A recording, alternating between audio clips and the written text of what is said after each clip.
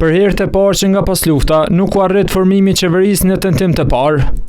Me 56 vota për, 52 kundër dhe 4 abstenime, të dielën qeveria re me mandatar Albin Kurtin dështoi të formohet. Për gazetarin që për vitet të tëra përcjell punën e kuvendit Kosovë Gjoci, janë një varg arsyesh që sollën këtë dështim. Në këto vitet e fundit, gjuha, trajtimi, mënyra si e ka trajtuar opozitën, në pare me kanë sjellë në një situatë ku tashmë është pak problem. Gjej bashkëpunëtor, gjej njerëz që janë gatshëm të ndihmojnë edhe për ta kaluar këtë problem.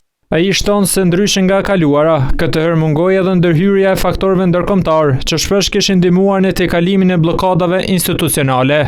Ndihma, nëse duam ta quajmë kështu pak me but, e ndërkombëtarëve gjithmonë ka qenë jo rrallë herë dhe vendimtare në tejkalimin e bllokadave të tilla. Ndërkohë që në rastin e lëvizjes vetëvendosur të zotit Kurti, ka pas vazhdimisht një tendencë që t'i lënë jashtë, duke kërkuar që mos ndërhyjnë.